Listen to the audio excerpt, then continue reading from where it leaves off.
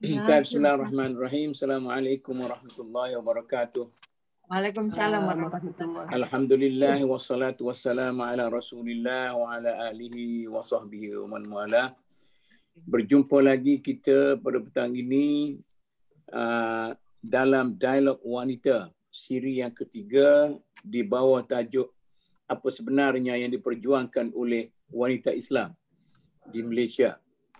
Ini saya seorang lelaki-lelaki, semua orang lain wanita semua. Kita ada 4 ahli panel, iaitu pertama Dr. Rubiah K. Hamzah, seorang sangat terkenal. Ini aktivis dakwah yang terkenal dalam negara kita. Yang kedua Dr. Fauziah Hassan, pensyarah program komunikasi Fakulti Kepimpinan dan Pengurusan Universiti Sains Islam Malaysia. USM pula. Yang ketiga, Profesor Madya Dr. Siti Zubaidah Ismail, Timbalan Pengarah Penyelidikan dan Pembangunan Akademi Pengajian Islam Universiti Melaya, UM. Dan yang keempat, ini juga orang yang sangat terkenal, Profesor Datuk Dr. Harlina Haliza Haji Siraj, Pengarah Pusat Citra Universiti Kebangsaan Malaysia UKM. Saya sebagai biasa Mahmud Zudi, moderator kepada program ini, dan penerbit kita Dr. Basri Hussein yang begitu sabar menerbitkan program-program kita. Jadi dalam soalan yang pertama, ini saya akan memberi soalan yang sama kepada semua panel. Saya nak tengok jauh mana perbezaan mentaliti, perbezaan arah tuju pemikiran dan sebagainya setiap orang yang ada di hadapan saya ini sebagai satu perjumpaan. Kemudian dalam soalan-soalan yang seterusnya saya akan beri soalan itu dan akan dijawab oleh siapa-siapa saja secara terbuka. Kalau panjang saya potong, kalau pendek saya desak. Okay, insya-Allah. Soalan pertama ini berasaskan kepada perbincangan dalam sesi lepas. Kita dapati di Malaysia sekarang belum ada satu pergerakan induk yang mampu menjadi wadah bersama di antara berbagai-bagai corak pergerakan seperti mana yang ada sekarang.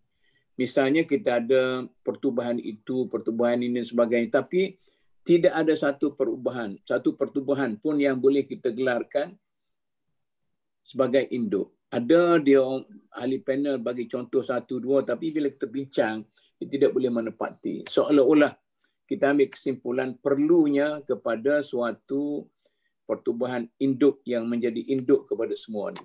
Jadi sebagai panel pertama, kita minta pendakwah kita Dr. Rubiah bagi ulasan kita. Pendek-pendek tak apalah dulu.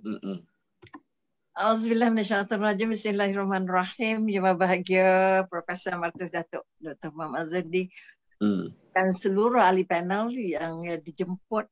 Terima kasih banyak memberi ruang pertama untuk saya. Pengalaman sebagai dia bercakap pasal based on pengalaman dulu supaya kita melihat NGO ini, kalau Datuk kata tadi persatuannya banyak, memang kalau di peringkat belia saja, kalau dalam MBM kita ada 35 persatuan yang terdiri daripada lelaki dan perempuan. Tapi kita fokus ni doktor, kita fokus pada wanita. Ya, dan persatuan wanita juga jumlahnya lebih dari 10. Artinya banyak. Okey. Oleh kerana banyak dan mempunyai visi misi yang ada iras-irasnya macam sama, tapi nak menggunakan misi-misi yang berbeza. Kerana kita kata kerana setiap persatuan wanita ini memang memperjuangkan wanita dari berbagai sudut, tetapi kita tidak pernah memikirkan untuk duduk di bawah satu payung. Tidak pernah memikirkan untuk menyatu, ada induk yang akan menyelaras banyak benda yang boleh menyentuh semua persatuan.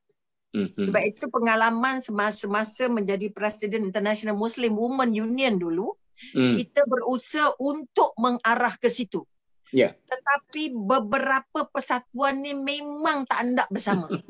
Walaupun kita ajak, jemput, datang, jumpa, runding, semuanya, tapi masih tidak menerima atau masih tidak bersetuju untuk duduk di bawah satu payung, walaupun kita tak apalah pakai payung kecil-kecil, tapi kita ada payung besar. Tapi sampai saya meletak jawatan masih tak mampu lagi nak buat begitu. Bila itu sebab itu masa berunding dengan Datuk Syarizat dulu, kata masa itu dia jadi Menteri Wanita. Wanita ini banyak sangat kerenahnya, makanya nak menyatukannya bukan satu benda mudah. Sebab itu pada saya kekuatan yang ada, prinsip yang ada, vision dan mission yang mereka ada menjurus kepada kewanitaan, tetapi mereka nak pakai jalan masing-masing. Disebabkan itu kita tak kuat. Mungkin kerana Nabi kata dijadikan daripada tulang rusuk yang bengkok. Ya, itu mungkin.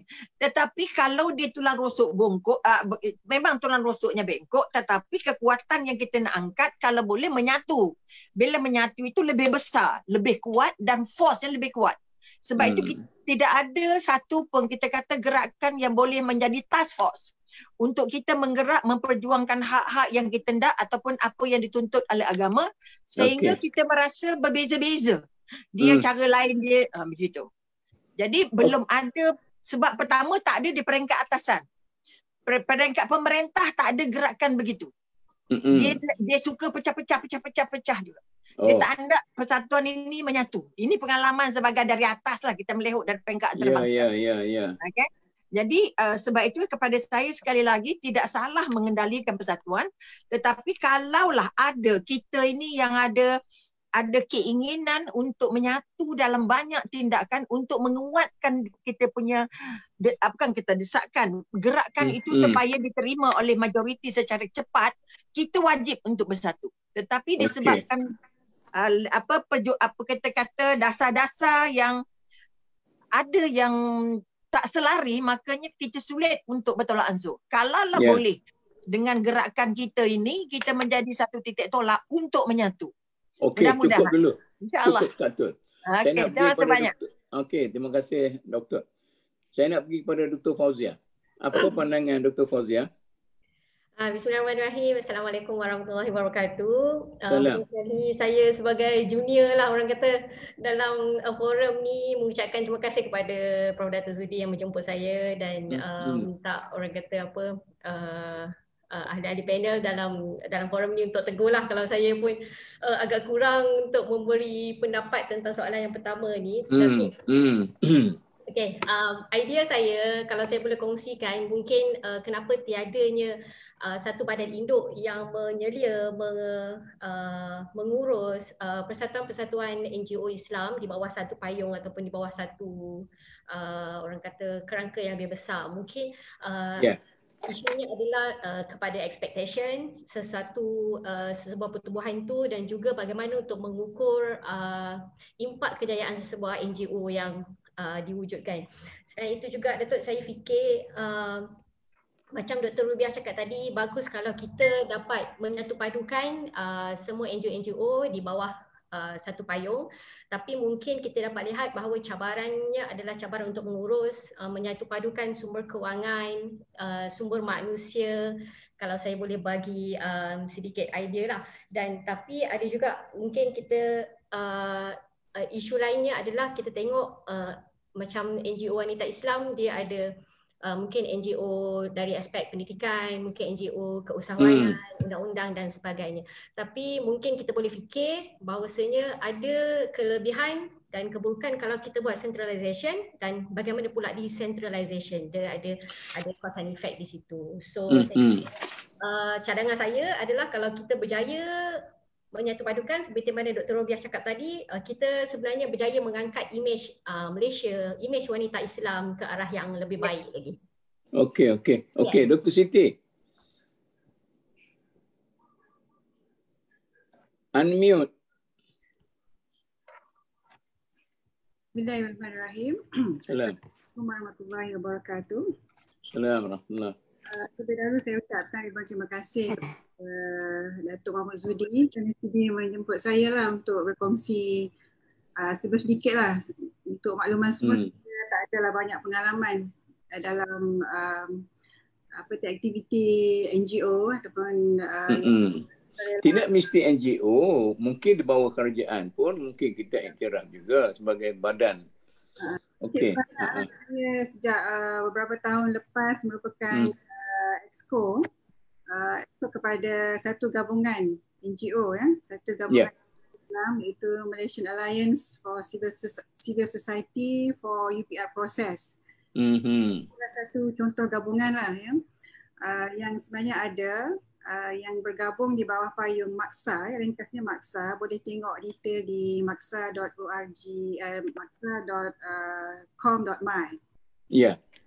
Okey. Ini adalah satu contoh lah jika Datuk tanya tadi kenapa tak ada untuk wanita. Satu contoh Maksa lah. Mana Dr. Siti kata ada sebenarnya? Ada sebenarnya. Saya boleh bagi beberapa contoh lagi. Satu Maksa ni ialah spesifik menggabungkan NGO Islam membawa naratif human rights dalam Islam untuk menyeimbangkanlah suara-suara tentang human rights di Malaysia ini. Dan kita menjemput seramai mungkin NGO Islam untuk bergabung di bawah Maksa. Cara gabungan kita approach kita untuk mengurus mereka, tetapi untuk dapatkan idea mereka untuk menyiapkan laporan stakeholder tentang pencapaian human rights di Malaysia untuk proses baru-baru ni. Kami mulakan Maksa ini pada tahun 2017. Dan peranan saya di sana sebagai exco ni lebih banyak di belakang tabir lah, di mana kami dalam gabungan Maksa ni ada beberapa pertubuhan wanita ataupun wanita yang Islamic centric lah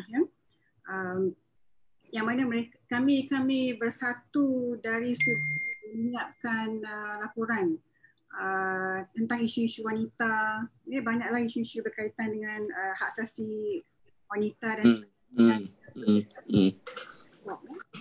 Satu contoh. Kemudian ada lagi saya kira pernah juga kita dengar tentang Joint Action Group for Gender Equality, di mana di bawah for Gender Equality ini ada banyak pertubuhan wanita seperti Sisters in Islam,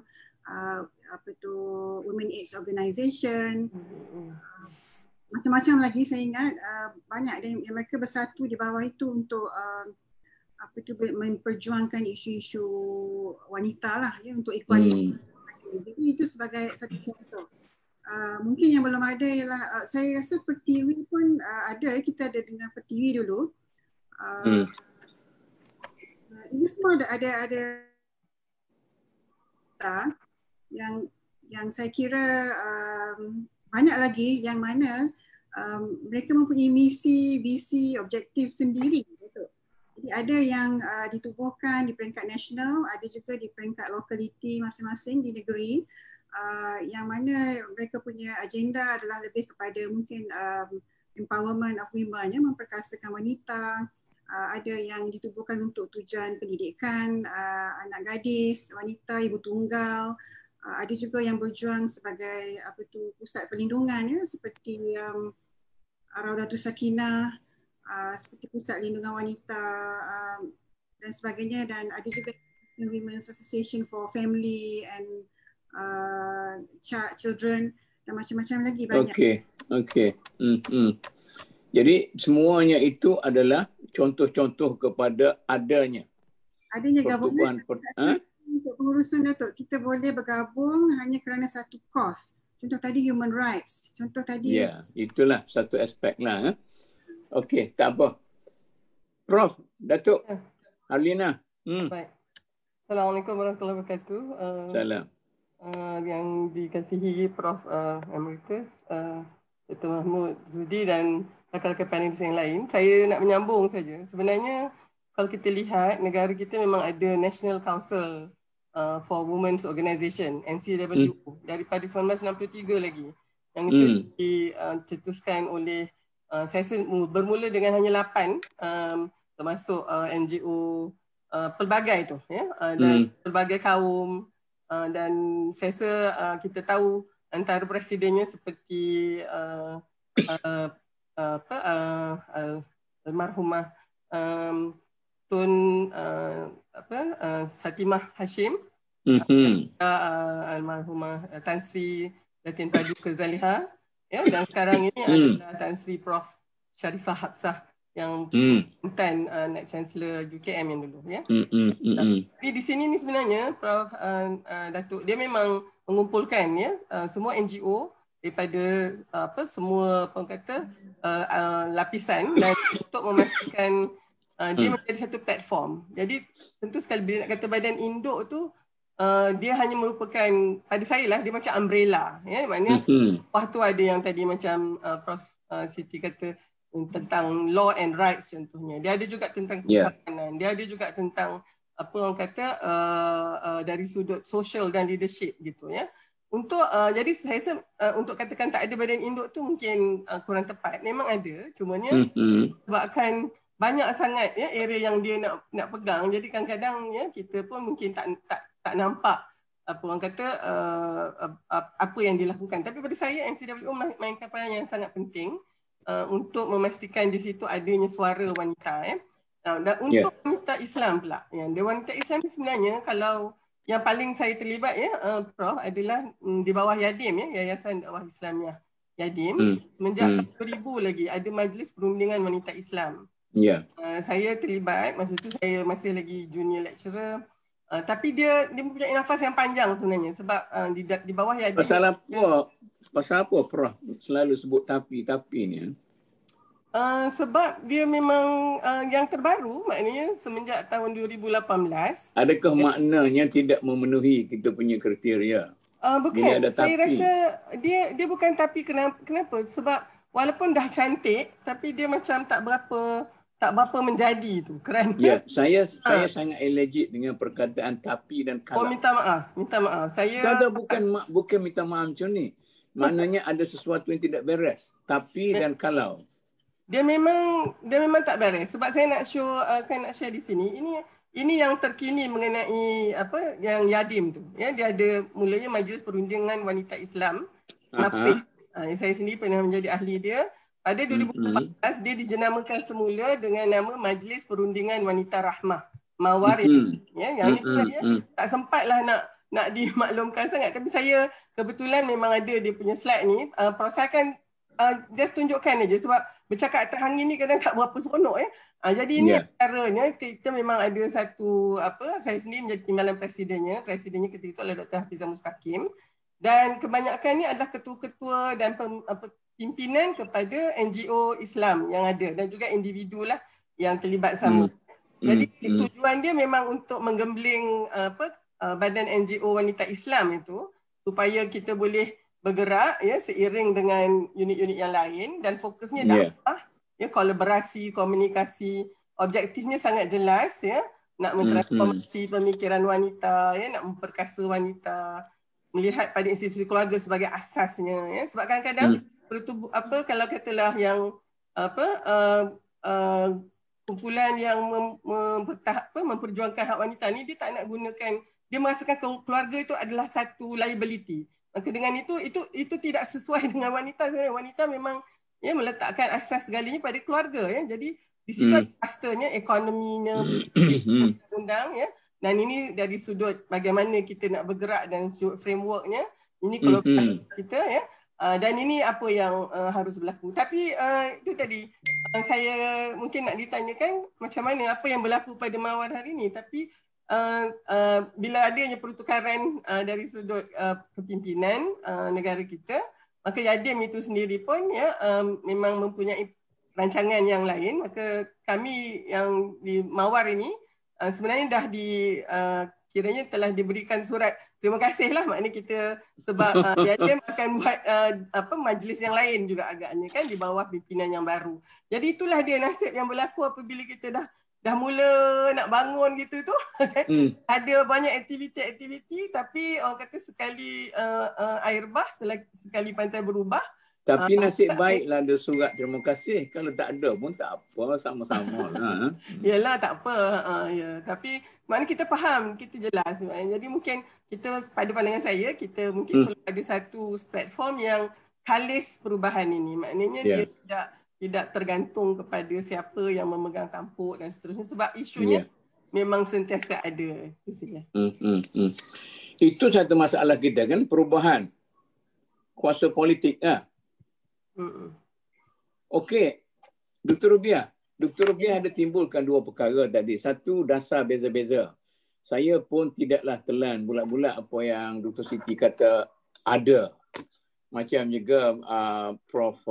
Haliza kata ada di Yadim tu. Saya pun lama ikut dekat Yadim tu. Jadi kita mengikuti perkembangan tu. Maknanya secara idealnya ada, tetapi secara praktikalnya mungkin apa yang kita perlu perjuangkan. Jadi Dr. Rubiah kata ada dua cabaran, iaitu dasar yang beda-beda dan satu lagi kerajaan tak mau mereka itu bersatu. Betul tak? Kalau kita persepsinya begini, sebab masing-masing bila ada persatuan, dia keakuan tu tinggi. Keakuan memiliki, nak rasa dia nak beza, dia itu dia punya dan sebagainya. Sebab itu kalau ada persatuan pun yang besar ke yang kecil, ada ahli di pusat ke di cawangan ke di ibu pejabat ke di bangsaan ke dan sebagainya, mereka merasa keakuan itu, persatuan itu milik mereka. Itu yang kita jelas. Dengan uniformnya, dengan itu, dengan ini. Akhirnya dia menimbulkan identiti keakuan itu besar. Dia tidak ada kekitaan, tak ada? Kekitaan dari segi mungkin dia nak orang buat program. Tapi kita kata kalau tadi Prof kata dan semua orang pada panel tadi kata ada, tapi adanya tu kehadirannya tu kita tak rasa sangat. Hanya mereka yang terlibat. Matalah kalau tadi Prof terlibat sebagai esko ataupun sebagai naib presiden, maka dia tahu. Jadi macam saya tak terlibat, tak tahu. Bermakna sentuhannya belum sampai ke bumi. Maknanya adanya gabungan-gabungan ini belum membumi secara mendatar. Maknanya tak sempat nak membumi, Prof.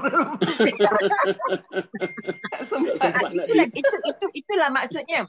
Maknanya kalau kita kata sebabkan tukar kerajaan, sebabkan tukar kepimpinan, maknanya kerajaan tak ada menghormati apa yang dah ada. Betul. Patutnya sambung ajalah. Patutnya suburkan sajalah. Tak payahlah tukar tampuk atas ke bawah semua hilang. Sahabat-sahabat terima kasih itu memang tutup pintu lah jawabnya. Padahal Yadim tetap ada. Orangnya tetap ada kan. Ini yang saya katakan, understanding, memahami pergerakan yang ditubuhkan oleh wanita di peringkat men's thinking ni. Otak laki-laki, minda laki-laki ni anggap kecil ya. Boleh padam, boleh tutup, boleh tolak, boleh terima kasih, boleh tolak sana, boleh tolak sini. Dia orang kata sekali bah, sekali pantai berubah. Betul. Tapi kalau boleh berubah jangan sampai mati. Berubah boleh, tak ada masalah. Tapi jangan ubah sampai hilang semua, tak hidup terus. Artinya adalah benihnya, adalah kita tak kira lah perubahan kecil besar ke. Sebab kepimpinan itu tidak perlu juga NGO, tapi sebab mereka rasa hormat dengan apa yang kita buat ni halut nak. Ke ala NGO je. Sedangkan NGO tu mahal sebenarnya, bekerja tanpa gaji. Tapi orang-orang pemimpin peringkat kebangsaan ke negeri ke, kadang-kadang NGO ni macam nasi tambah ya. Macam nasi tambah. Jadi kita nak hidup walaupun ada banyak persatuan, siapa-siapa memang banyak. Kalau kita ambil kita Puspanita je hadir seluruh Malaysia contohnya. Tapi tak membumi ke bawah. Orang kecil, orang muda, orang yang tak tahu, tak rasa pun. Kalau kita kata ada wanita UMNO, ada wanita PAS contoh. Katalah kalau ini bukan orang sebab politik. Nak tahu membuminya tu. Bila tidak membumi, maka tidak boleh tumbuh besar, jadi pokok besar. Bila tak ada jadi pokok besar, orang tak hormat. Burung pun tak nak singgah. Jadi sampai mati pun, persatuan yang namanya pada wanita ni perlu masa tertentu pakai. Kalau tidak, tengok. Itu yang jadi masalah. Itu masalah besar pengalaman. Okey, kita catat itu masalah. Tapi saya ingat kalau macam ni kena pergi jumpa orang politik, tapi tak apalah. Perlembagaan dah gantung dah hari ni, apa nak buat nah. Dr. Fauzia. Kita baru cakap nak pergi jumpa orang politik dah gantung dah. Dr. Fauzia, Dr. Fuzaiah kata tadi ada dua faktor juga, soal keuangan dan pengurusan sumber manusia jadi masalah, betul ke ni? Okey, itu pendapat saya, Datuk. Contohnya kalau kita macam tadi nak mewujudkan satu orang kata induk yang besar dan di bawahnya ada banyak NGO wanita Islam yang berdaftar di bawah satu payung, mungkin cabarannya di situ adalah bagaimana nak mengurus, macam mana tadi panel sebelum ni pun cakap, setiap NGO dia ada identiti dia tersendiri, setiap NGO dia ada sifat keakuan dia tu, so macam mana kita nak buang sifat keakuan tu, nak mewujudkan kekitaan, so itu cabaran juga kepada pemimpin yang menaungi NGO itu sendiri. Dan saya juga ingin respon sikit apa yang Dr. Robert sebut tadi, kenapa bila berubahnya kerajaan akan berubahlah benda-benda yang lain. So mungkin di sini peranan NGO, saya fikir NGO yang kerja tiada gaji sukarela, dia sebenarnya menjadi penghubung di antara masyarakat dan kerajaan. So sepatutnya NGO kena lebih menyelahkan lagi supaya suara dia didengari kerajaan, bukan setakat berdegang di dalam media. Tapi kadang-kadang NGO ni dia suka nak associate diri dia dengan sama ada kerajaan atau pemerintah. Dia tidak boleh sendiri. Macam mana? Dia macam ada dalu kan? Sama ada awak orang kerajaan atau awak ni orang pembangkang. Itu aja. Dia tak boleh nak berdiri sendiri. Tak ada keyakinan. Itu mungkin juga salah satu sifat NGO tu sendiri juga, Datuk. Pada saya, dia ada satu NGO yang begitu menyokong kerajaan, so dia akan berpihak, dan begitulah sebaliknya. So dia tidak, maksudnya tidak secara umum. Contoh, saya mengambil contoh Sisters in Islam, okay? Dia menzahirkan, dia vokal tentang suara wanita, tetapi tidak wanita secara keseluruhan dan tidak hukum Islam secara keseluruhan. Hanya satu aspek saja dia vokal. Itu satu lagi. Itu Dr. Rubiah punya komplain tadilah. Mana dasar lain-lain. Dr. Siti, yang Dr. Siti kata tadi, saya rasa itu dia gender dengan human rights saja. Mungkin tapi benda-benda lain dia tak masuk dia tak? Ya, Datuk. Sebab maksa ni dia lebih kepada isu tadilah hak asasi manusia dan dia nak sokong LGBT masa saya hidup di human rights itu macam betul tak? Secara umumnya kita juga boleh maksudnya bersekali lah bersama-sama dengan isu wanita ini, kerana di bawah maksa pun ada satu grup yang cuba untuk menangani atau mengendalikan isu wanita, di mana kami ada lawyer, kami ada pensyarah dan sebagainya, membantu juga menjadi suara di dalam jawatan kuasa yang ditubuhkan di bawah Kementerian Pembangunan Wanita untuk menyiapkan undang-undang sexual harassment, undang-undang kesaksamaan gender. Jadi kami mewakili, pihak kami juga ada wakil, iaitu yang membawa suara-suara civil society ni kepada kerajaan.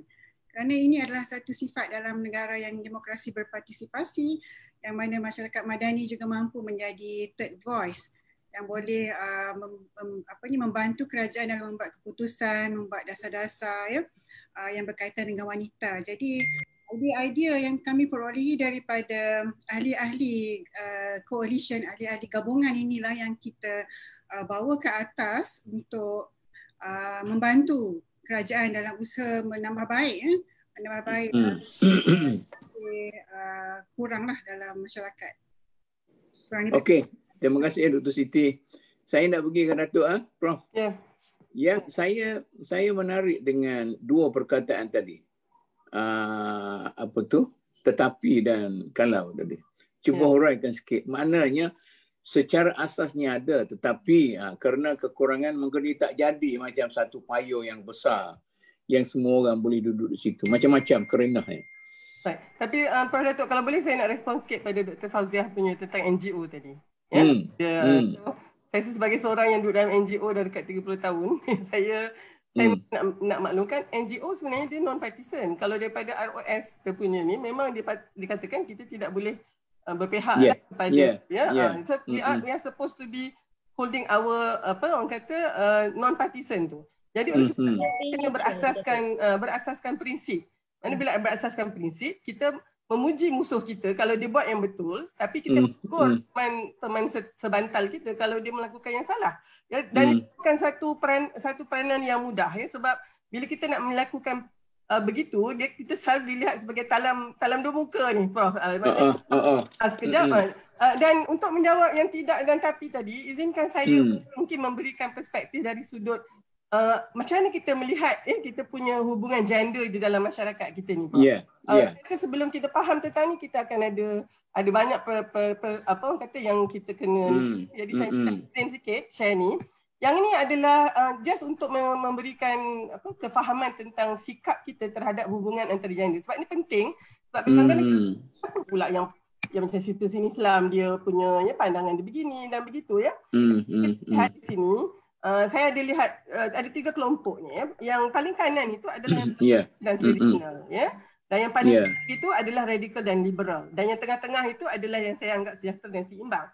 Ni bila melihat kepada gender, untuk yang konservatif, dia melihatnya dalam konteks patriarki. Maknanya lelaki itu diciptakan lebih mulia, lebih hebat, lebih berkuasa, ya, menyebabkan dominasi lelaki terhadap wanita. Dan ini itu yang tadi kita dah elok-elok NGO, tapi alah orang perempuan punya NGO saya. Macam yang Dr. Rubiah cakapkan tadi. Mewujudkan ketidakadilan, diskriminasi, penindasan, keganasan, eksploitasi. Dan ini secara umumnya akan menzalimi dan menyekat potensi dan menafikan sumbangan wanita. Ini sebenarnya Prof. Datuk sangat merugikan dan melumpuhkan pembangunan sosial dan ekonomi kita. Yang ini dah memang banyak studi ni. Dah memang dah ditunjukkan kalau misalnya wanita boleh terlibat sama tanpa adanya tekanan patriarki ini, kita memang boleh membantu masyarakat kita maju. Tapi respon kepada yang ini, Prof. Datuk, adalah yang apabila dia neutral gender, dia kalau boleh tak nak ni ada konsep binary laki perempuan, stereotip laki perempuan, dan dia memperjuangkan supaya tak ada pengasingan pun antara gender ni dalam bahasa sosial. Ni kalau kita lihat, mereka dah mula ada kita kata gender neutral toilet. Ni kalau misalnya siapa yang dah pernah pergi, ya memang kita rasa ya Allah, ya masuk ni mana-mana orang lelaki pun boleh masuk, sebab dia tak nak sangat ni, sebab dia, pada pandangan dia bila adanya perbezaan ini, orang lelaki buat macam ni, orang perempuan kena buat macam ni, maka akan jadi seperti yang paling kanan itulah, kita menindas, mendiskriminasi. Ini sebenarnya mencabar norma dan juga menafikan fitrah kejadian manusia. Wa ma khalaqal dzakara wal untha inna sa'yakum lasyatta. Yang itu memang ada perbezaan. Maka kita kan Prof. Datuk kena pergi kat tengah-tengah tu. Yang mana ianya saksama dan sama rata. Maksud dia apa? Wanita dan lelaki memang diciptakan berbeza, tapi kita saling melengkapi. Dan oleh sebab itu kita kena berkolaborasi. Dan ia memperkasakan wanita untuk capai potensi diri dia dalam masa yang sama meningkatkan wama lelaki itu supaya dia terhati dan menghargai sumbangan wanita. Dan ini mewujudkan suasana kolaborasi, inovasi, dan inilah satu-satunya yang akan menjadikan wanita ini menyumbang secara maksimum, dan kita akan membangunkan. Rugi sangat masyarakat kita ni, Prof. Datuk, kerana kita ambil tempat di dalam membangunkan masyarakat kita. Jadi apabila, ini contohnya lah ya, kalau yang patriarki dia ambil daripada zaman batu dulu tu ya. Yang toilet ni saya rasa Prof. Datuk pun pernah tengok ni. Saya di New Zealand baru ni semua toilet dah macam ni ya. Dan yang ini ni adalah masa saya duduk di England tu tak ada lagi macam ni. Saya pun dah ketawa ke.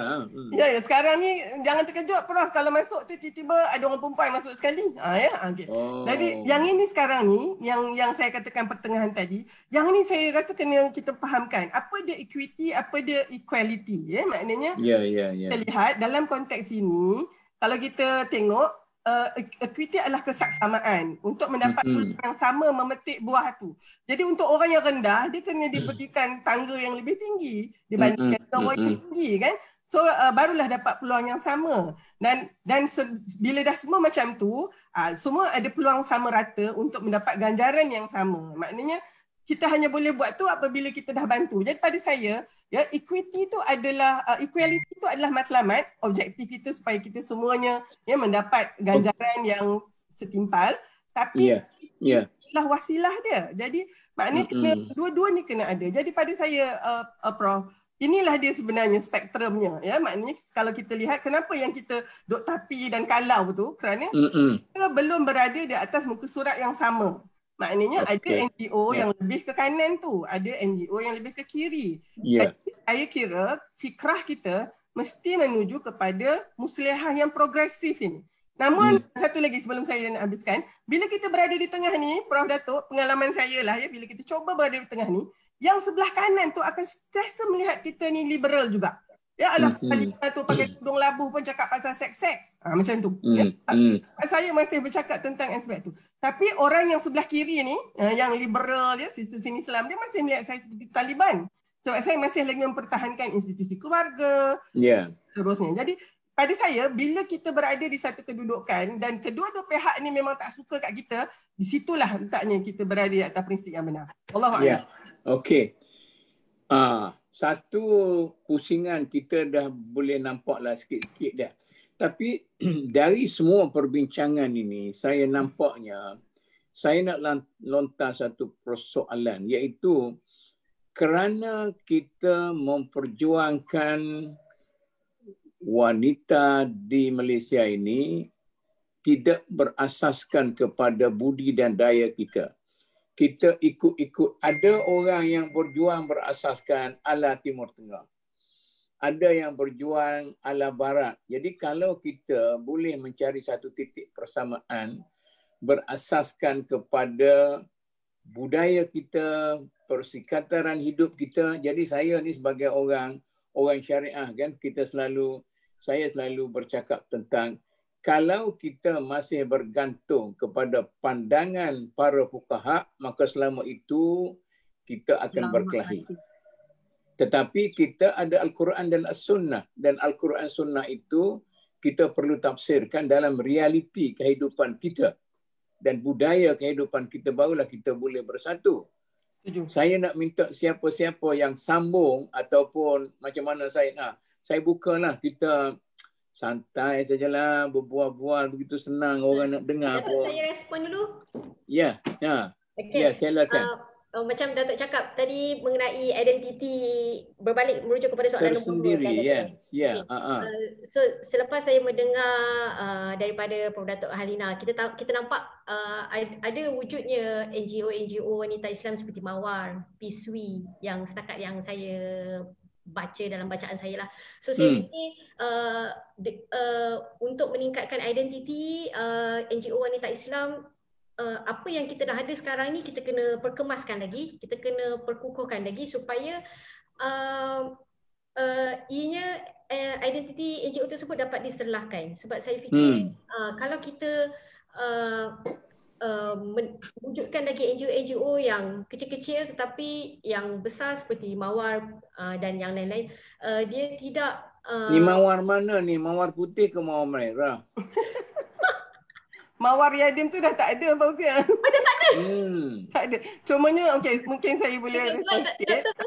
Kami tengah buat satu yayasan kepimpinan Mawar. Tapi nanti kepada Fauziah punya ni. Okay. Okay. So adalah Mawar tu juga. Adalah Mawar juga. Tu ada lagi yang berduri tak berduri. Dan nanti saya tanya lah kalau itulah pandangan saya, cuma kita kena perkemaskan lagi lah dari sudut keorganisasian. Nanti yang saya tekankan, soal bukan identiti pertubuhan itu, tetapi yang beridentitikan nilai tempatan. Kita banyak cedok daripada ada orang yang pergi sampai ke Timur Tengah sampai nak tutup semua penuh. Sampai ke apa tu, nama apa budak Pasir Mas tu, dia pun nak pakai ni kan, tu nama apa nama? Nama macam bunga, Nilofa. Itu dia tudung sini juga, ekstremis juga. Ada yang macam rakan saya juga, Siti Kasim tu, dibantai habis. Mana jabatan agama JAKIM tak betul semua sekali, orang JAKIM masuk. Jadi macam mana ni kalau kita adakan satu pertubuhan besar yang boleh merangkumi semua sekali. Ni saya katakan, kata Siti Kasim, kata Allah Siti, jangan duk marah sangatlah. Kita ni perlu memperjuangkan idea berasaskan kepada cinta dan apa semua. Oh, dia kata dia orang yang jahat. Jadi senang macam tu kan. Macam mana ni?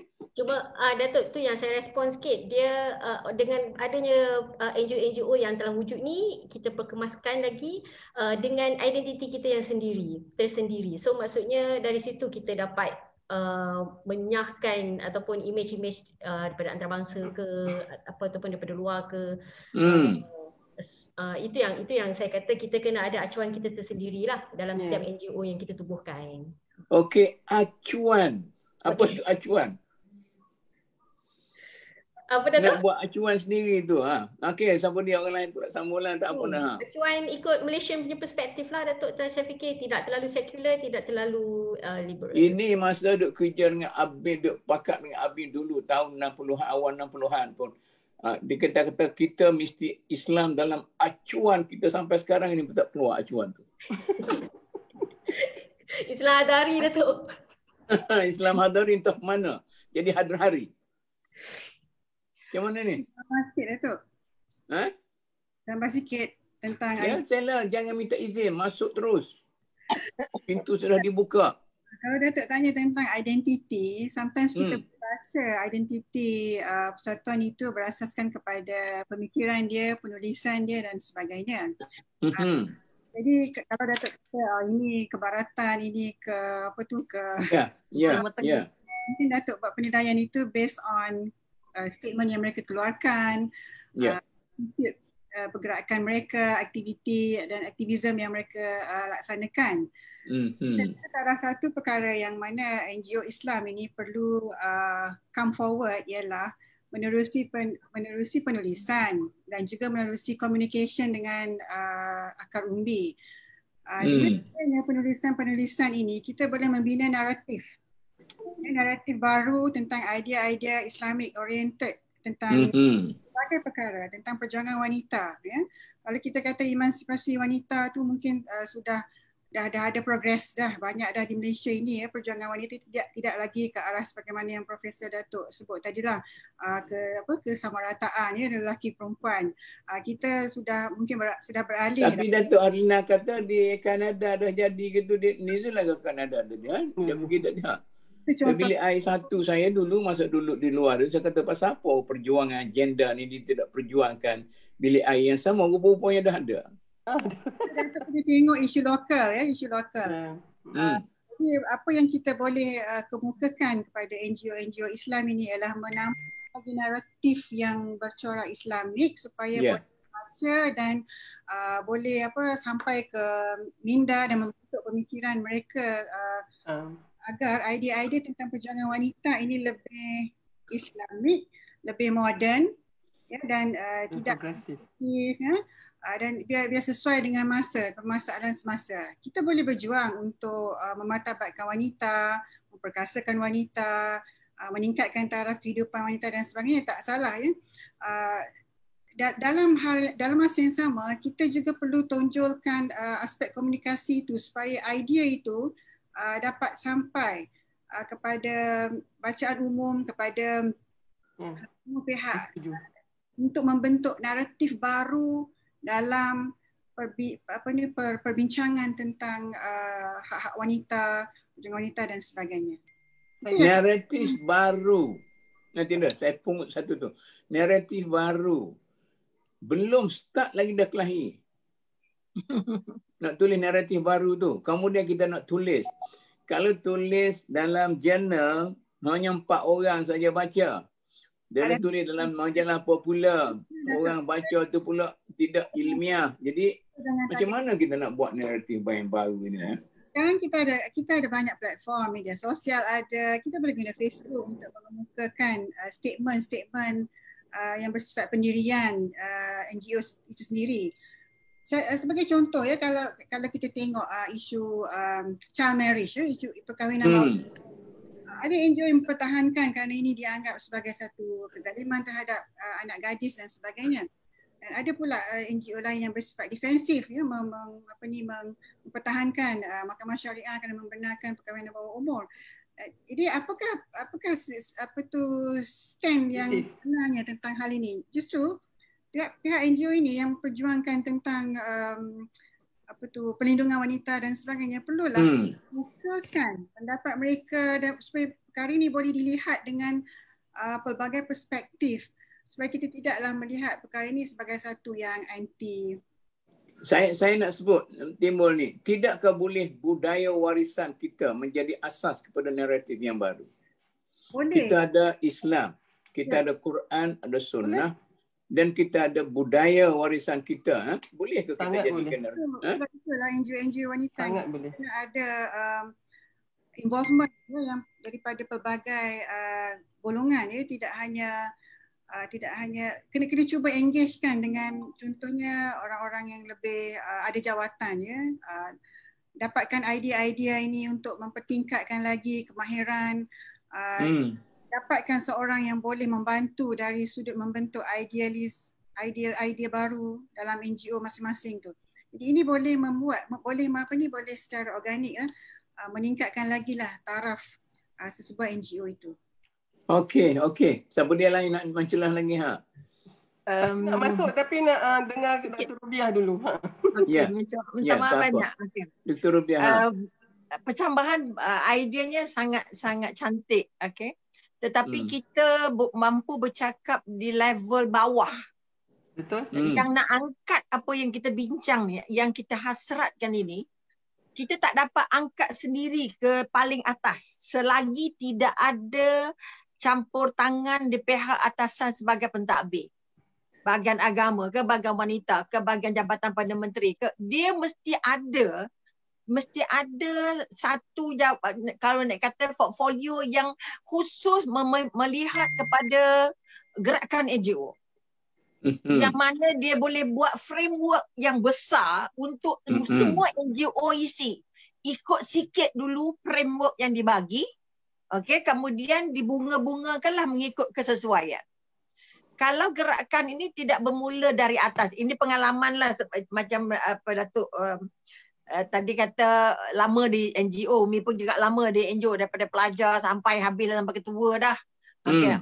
Maknanya selagi tidak ada orang atas rasa respect kepada NGO, besar mana lah kita jerit, riot lah kot mana pun, berbaris lah kot mana pun, yang idea yang nak diangkat ni hilang tengah-tengah. Saya nak mencelah ni. Kata orang bijak pandai, kalau kita respect orang akan respect kita. Ya. Jadi kalau kita boleh respect orang atas akan respect kita. Adakah NGO respect orang atas? Pertama, kalau boleh, kita nak orang atas nampak bahawa NGO ini adalah satu daripada tangan-tangan bantuan untuk masyarakat. Bukan nak jadi bising, bukan nak jadi gerakan-gerakan yang dianggap kadang-kadang sensitif, kadang-kadang negatif, kadang-kadang macam-macam. Selagi pandangan tentang apa yang kita kata world view pemimpin kepada NGO belum nampak penting, kita berjuanglah kok mana pun, kita hantar kertas putih pun, ini semua dah buat dah ni. Dah pergi ngadap menteri, ngadap PM, ngadap semua orang ni untuk menjual apa yang kita nak. Ini atas tiket dulu masa balik sekali lagi International Muslim dulu. Kononnya atas. Belah atas sekali. Runding apa buah pun tak ada. Berjumpa di parlimen, jumpa dengan menteri itu, menteri kehakiman, menteri wanita, menteri agama, segala menteri pergi. Tetapi buahnya tidak secantik yang kita harap. Menteri itu dengar kau tidur masa kita bincang tu. Macam bercakap, kalau tidur tembak aja jawabnya. Bermakna otaknya tidur. Muka tak tidur. Dia tidak melihat kebanyakan yang hasil perbincangan di pihak atas. Ini bukan nak prejudice, tapi by experience. Sebab pada saya the best teacher is experience. Kalau dia nak sokongan, maka dia support. Kalau dia kata tak ada penting untuk dia, minta ampun lah. Minta ampun. Katalah pengalaman saya dengan Kementerian Pelancongan. Nak dapat souvenir untuk foreign participant ni, macam nak sembah Kaabah payahnya. Sebab mereka tidak melihat bahawa apa yang kita bagi pada foreigners ini adalah satu daripada duta-duta kecil. Kita ni NGO ni duta-duta dalam masyarakat, nak bawa suara masyarakat masuk ke depa kena pungut dan kena bantu. Berilah payung agama, payung apa kita kata tempat, payung keuangan, framework yang sesuai. Bila nampak orang berkumpul lama, itu dah tunjuk perasaan, itu dah haram, itu dah pecah, itu dah.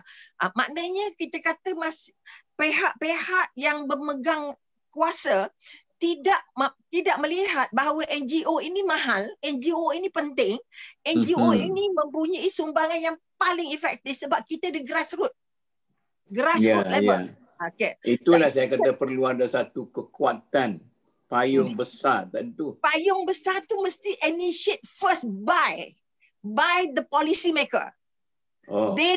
They want, you want or not support from the NGO. You nak ke tak nak, selagi mereka tidak melihat mereka boleh dapat support dengan duit, dapat support dengan bagi itu, bagi ini, NGO tak pandang sangat. Sebab itu semua persatuan NGO wanita ni, leadernya semua profesor, semua Datuk Datin, semua orang besar, semua orang pandai. Tapi tak sampai ke tengah. Itu susahnya pasal latih Datuk Datin profesor, tak nak latih orang biasa. Artinya bukan orang cikai-cikai. Bukan orang tak ada otak, bukan orang tak pandai. Kalau dulu betul lah, tapi sekarang ni kalau ada macam Datuk pegang, kata saya tak bila pandai sangat kan. Maknanya kita dah pergi sampai peringkat kebangsaan, kita dah nampak dari bawah sampai atas. Tapi pandangan kita termasuk botika je, ngangguk-ngangguk tapi isi tak ada. Hasil tak ada. Proses tak ada dan penghargaan kosong. Ini masalah besar kita. Kita kumpullah seberapa ramai NGO pun, kita hantar memorandum pun, tapi kalau dia tidak melihat, pihak berwajib tidak melihat bahawa kehadiran NGO ini sebenarnya merupakan sebahagian daripada yang paling penting. Selagi itu kita kumpullah berapa banyak, kita hantar berapa memorandum, dia tak pandang. Makanya sebab itu kita kata sulit untuk dapat payung ni. Kalau payung ni bukan dari kerajaan. Okey. Payung tu mesti kerajaan. Mesti ada agensi kerajaan yang berpihak. Kalau tidak, tak boleh gerak punya. Saya setuju. Mesti ada political will lah untuk peluang kepada... Mana tanpa kuasa kerajaan kita tak boleh berjalan? Okey, macam ni Prof. Datuk, kalau dengan izin. Saya ada dua perkara yang saya nak sambut dulu apa yang Prof. Datuk dari sudut kata identiti tu, identiti tak boleh ke kita acuan sendiri tadi. Berdasarkan kepada Al-Quran Sunnah dengan apa. Saya sangat positif bahawa kita di Malaysia, wanita khususnya, mempunyai semua resepi dan juga faktor untuk menjayakan itu. Maknanya naratif yang Dr. Siti jatuhkan tadi, naratif itu adalah Islam ini bukan kalau katalah daripada puak-puak yang radical feminis, dia melihat Islam itu sebagai punca kepada segala masalah. Islam itulah yang menindas wanita. Islam, sedangkan bukan itu yang dinyatakan di Al-Quran. Al-Quran itu telah memberikan kebebasan kepada wanita. Tak ada orang lain yang boleh ambil. Tapi dalam sama kita status quo kita datang daripada yang sangat feudalistik dan juga patriarki. Itu memang dah orang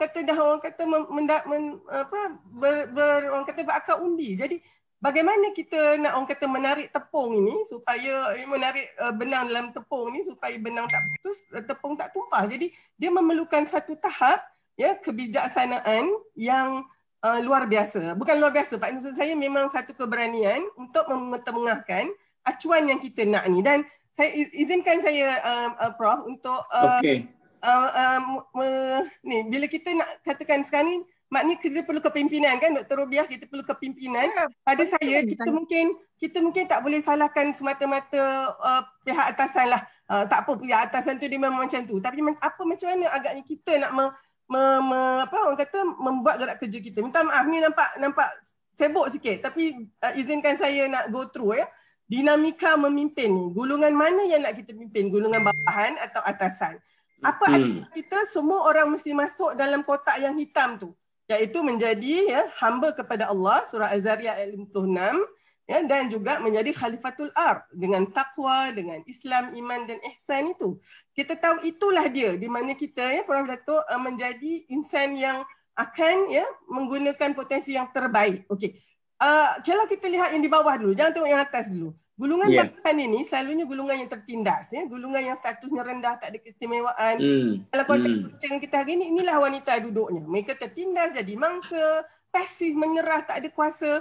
Dan untuk saya dan juga Dr. Rubiah, kami dah bertahun-tahun dalam NGO. NGO kami ini nak memberikan pemerkasaan kepada wanita di bawah ni supaya dia tahu hak dia, Dr. Siti pun.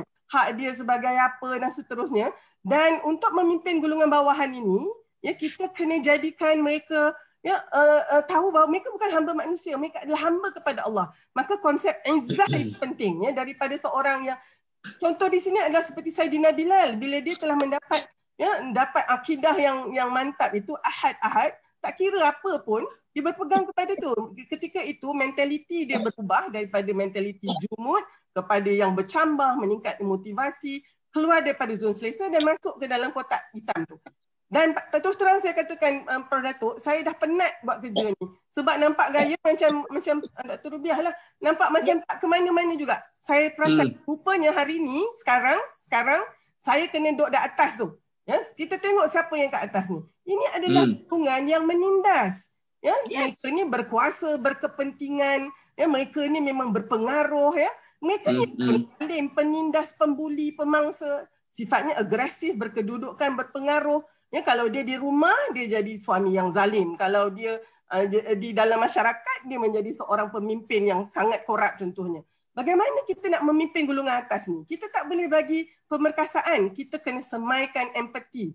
Empati itu adalah rasa macam mana jadi orang bawah tu. Macam mana jadi orang wanita ni. Dan itu akhirnya menghasilkan konsep qawamah. Ar-rijal qawam tu. Qawamu ala nisa tu. Maknanya lihat kepada tanggungjawab, tugasan. Dah kita ada kuasa, kita tak bolehlah menggunakannya untuk mendera dan mengeksploitasi dan menyalahguna. Kita kena melindungi, membela, menjaga, memelihara kerana itu amanah dia. Dan itu daripada saya, Datuk, kalau misalnya boleh saya kata, itu sekarang ni tujuan saya. Saya memang kena berada di atas itu untuk memimpin golongan atasan ini. Dan pada saya di situlah rupanya Rasulullah kata, bantulah orang yang dizalimi dan menzalimi. Maka para sahabat tanya bagaimana nak membantu orang yang menzalimi ni untuk menghentikan kezaliman dia. Nah, sebelum saya habis ni, tengok majoriti senyap tu, Prof. Kita ada satu lagi kelompok yang saya katakan sebagai silent majority. Mereka ni tidak orang bawahan, tidak pernah tertindas, tapi juga tidak menindas. Jadi mereka ni orang yang orang kata atas pagar ni. Dan masalah hari ni, mereka ni tak cakna, tak prihatin, tak ambil berat. Asalkan okey dia boleh makan. Yang atas pagar ni, mereka ni juga kita perlu semaikan empati. Akhirnya mereka turut sama dalam masyarakat. Akhirnya kita akan bertemu di tengah-tengah itu sebagai masyarakat Rabbani, insyaAllah. Allahu'alam. Mereka ini biasanya terdiri daripada golongan menengah atasan yang sudah kenyang. Betul, Prof. Datuk. Betul. Dan berperut gendut, kata orang zaman dulu kan. Tetapi persoalan tadi, saya nak cerita sebelum COVID dulu, tahun lepas. Saya ini kali keberapa lah pergi cuba memahami apa yang berlaku di Indonesia sebab kita mempunyai budaya yang sama dan sebagainya kan. Jadi saya tengok sekarang ini berlaku perubahan Muhammadiyah dan Nahdlatul Ulama tidak setajam dulu dia punya pertentangan dan mereka itu boleh hidup sendiri tanpa berhajat sedikit pun kepada kerajaan dan orang politik.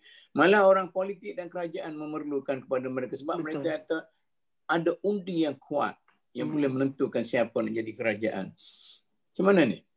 Itu kalau Muhammadiyah yang sekarang dan Datuk Ulama yang sekarang. Tapi dasar hidup dua-dua persatuan ini adalah teras politik. Pemimpin dia mereka merupakan golongan penentu undi dari segi politik dari dulu. Mereka bukan ditubuhkan dan just sebagai ulama, tapi ditubuhkan atas dasar kita kata memperjuangkan kemerdekaan. Jadi asas patriotik dia orang, asas sayang bangsa dia orang, asas untuk berjuang dia orang lebih genuine, lebih kukuh kerana sudah diasaskan dari segi kekukuhan ekonomi, kekukuhan politik dan kekukuhan akidah. Jadi makna mereka mantap dalam banyak hal. Jadi mereka mantap dari segi ekonomi dan golongan-golongan mereka sudah sekarang berada di peringkat pemimpin-pemimpin.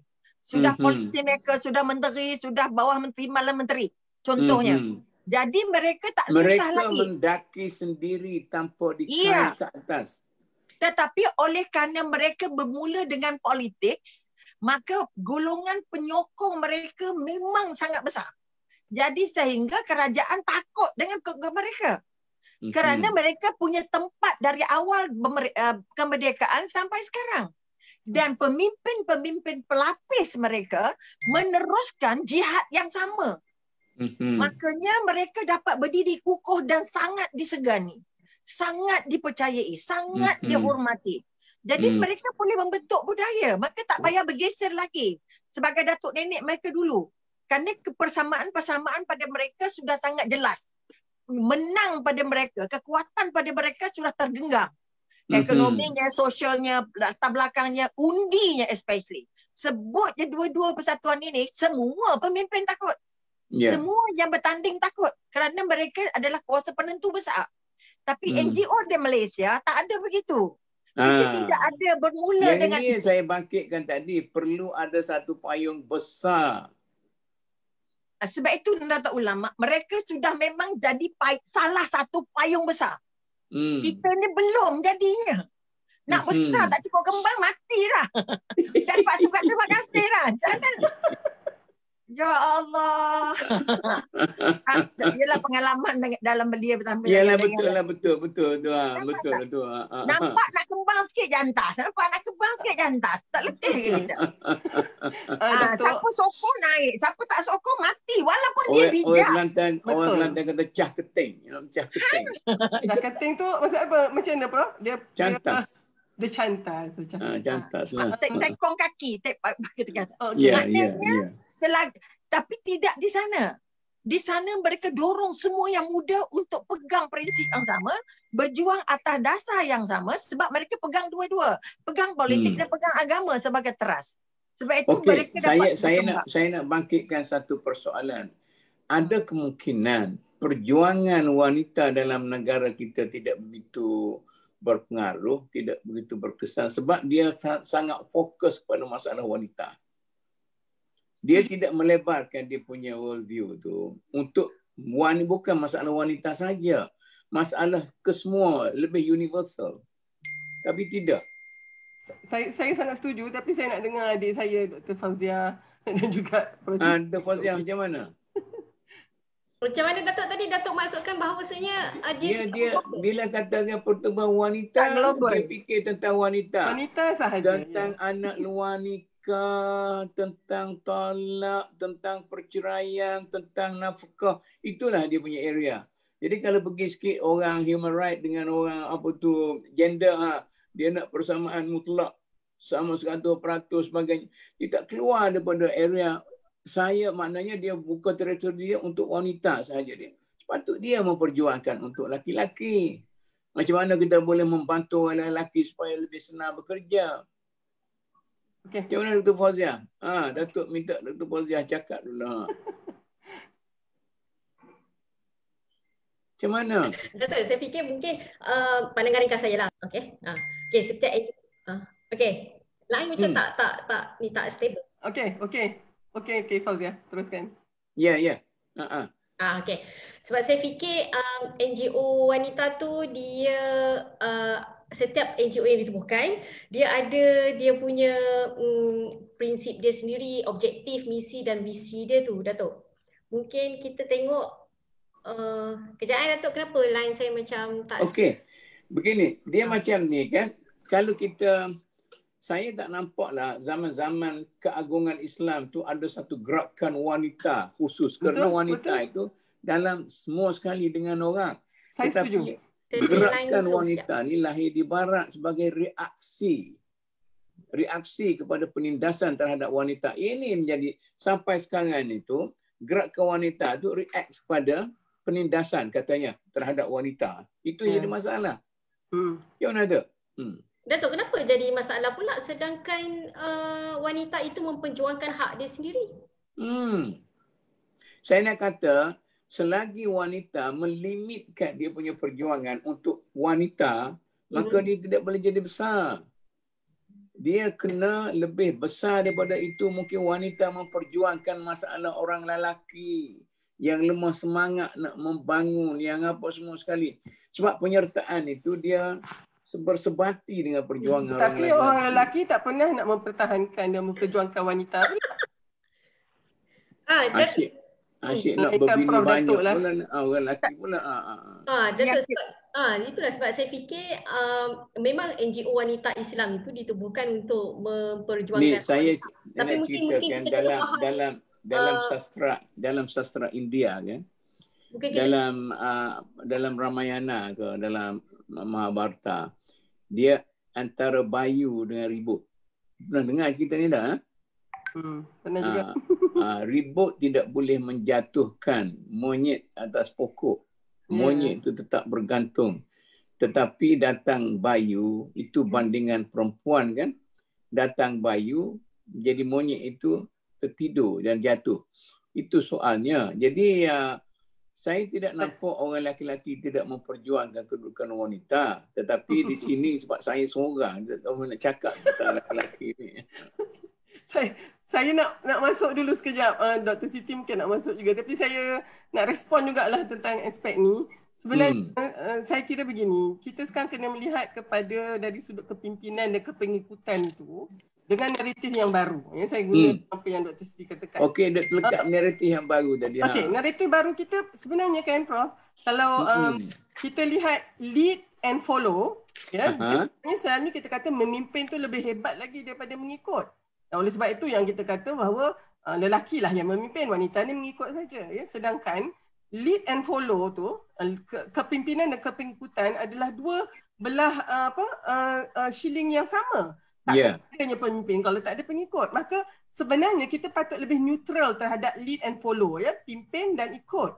Macam sekarang, dengar dan juga bercakap. Maknanya taklah saya bercakap ni lebih hebat daripada yang mendengar, sebab lagi nanti yang mendengar akan bercakap pula. Selagi mana kita melihat begini, maka kita sentiasa melihat jurang itu, dan selalunya wanita ni sikap kami dari konteks kepengikutan tu lebih lagi daripada kepimpinan. Tapi sebenarnya itu aibnya. Sekarang ni kita kena kata bahawa kepimpinan wanita itu sebenarnya dia melengkapi. Itulah ribut dengan Bayu tadi tu. Wanita hari ini maknanya lelaki dan juga wanita tidak lagi melihat kepada kepimpinan wanita itu sebagai satu yang lemah, satu yang second class. Kita perlukan ciri-ciri wanita yang empati, yang mendengar. Itu sama hebatnya dengan yang mungkin agresif, yang lebih. Jadi dalam konteks ini kan Prof, saya nampak wanita kena mengambil tempat untuk menjadi pemimpin dalam masyarakat yang disegani dan juga didengar. Maknanya orang lelaki dia memang nak ikut ni sebab orang wanita ni memang mempunyai capacity. Tapi hari ini kalau kita lihat ada pemimpin wanita contohnya, dia dikatakan tak boleh begitu, tak boleh begini. Kalau misalnya dia tegas sikit, itu nak menopause lah tu. Kalau misalnya dia menangis, maknanya dia tu terlalu emosi. So kita sebenarnya kena berlaku lebih adil. Tapi dalam masa yang sama, Prof, bukan saja bila lelaki memberi peluang kepada wanita, wanita pun kena ambil peluang tu. Kita kena ada di dalam meja-meja perbincangan dan pembuatan keputusan. Maknanya janganlah saya tak payahlah, saya ni tak ada. Tak. Supaya idea kita dan juga kita punya sudut pandang akan dilihat juga. Sebab itulah yang menjadikan tentu sekali ada hikmah yang besar kenapa manusia wanita ini diciptakan 50% daripada populasi. Dan jangan lupa dia pula yang melahirkan yang 50% lagi tu. Maka wanita itu sebenarnya adalah the whole population. Saya rasa nanti saya ceritakan pengalaman saya di Akademi Islam ni, Dr. Siti. Jadi satu saksi. Belum saya jadi pengarah Akademi Islam, mana wanita boleh jadi apa tu, tak ada.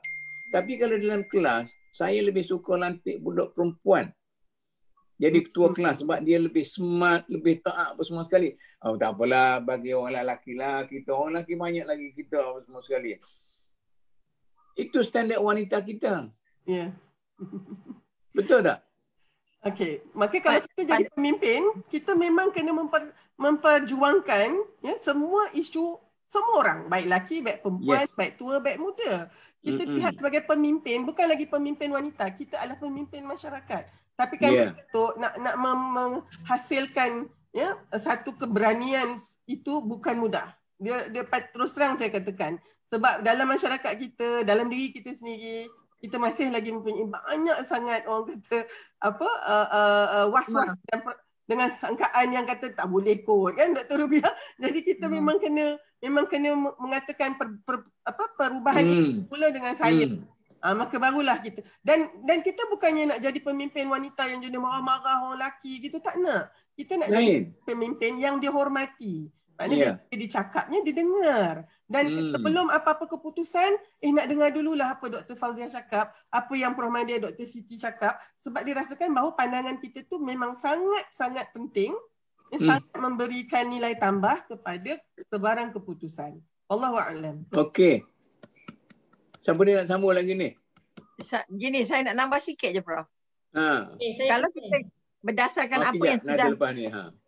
apa yang sudah diluahkan, okay?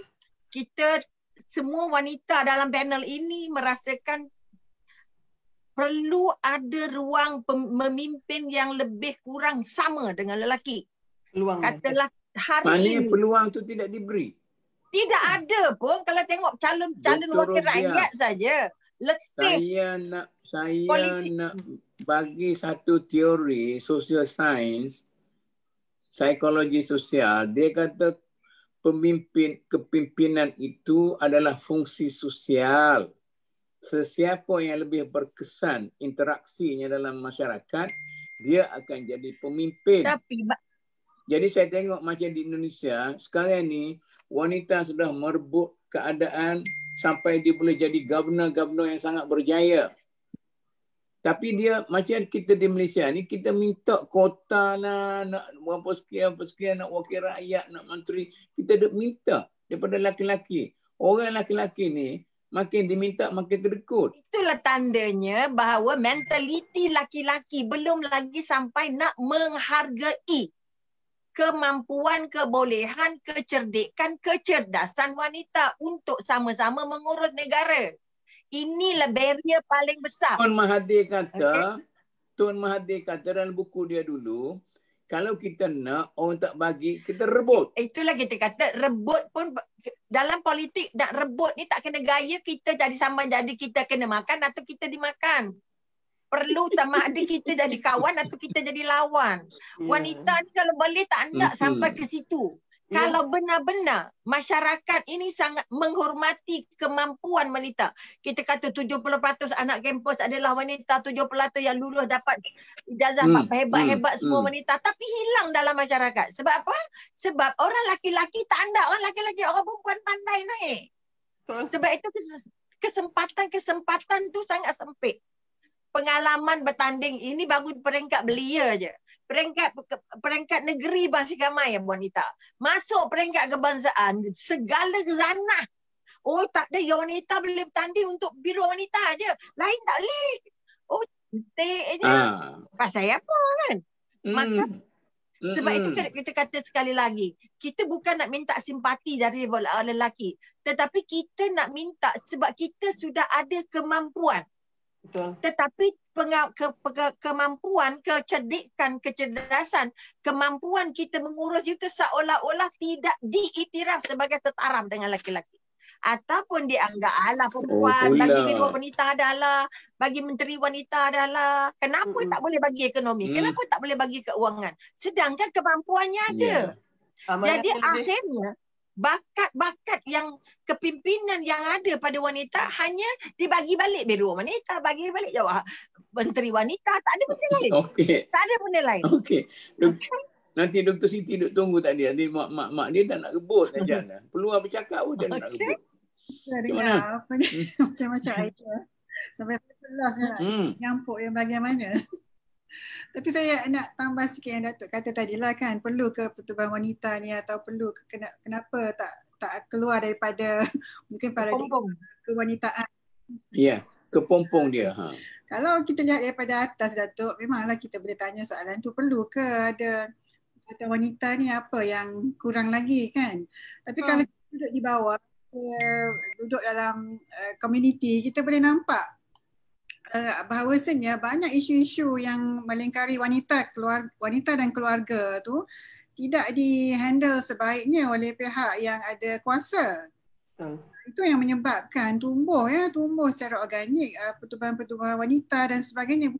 Tadi kata nak buat satu naratif yang baru. Ini kita cakap daripada pembinaan naratif baru tu, kalau nak meminta daripada orang macam mana ni? Itu adalah untuk persatuan yang telah establish. Kalau yang tentang day to day ni Datuk, banyak yang belum saya bagi contoh masalah domestic violence ya, keganasan rumah tangga. Dengar sentiasa ada masalah tu. Bila nak lapor polis kata ni masalah rumah tangga. Baliklah. Pergi sini tak nak campur tangan bila gini-gini. Oh ini private. Ini merosakkan reputasi dan sebagainya. So apa solution kepada wanita tu? Jadi bila kita belajar kuntau. Apa dia? Belajar kuntau, silat, boxing. Dalam rumah kalau suami nak tampar kuntau suami.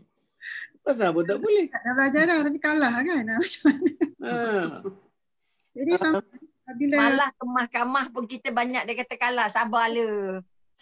Kenapa mesti orang perempuan kena sabar? Orang lelaki kena sabar. Okey. Jadi mengapa wanita tidak usahakan diri sampai dia boleh jadi hakim tinggi mahkamah syariah? Dia sampai boleh jadi mufti. Jadi bila personality dia sangat menonjol dalam bidang keulamaan, maka orang nak lantik orang lain sebagai mufti, orang rasa segan. Ini kita ada ni, Aisyah ada ni.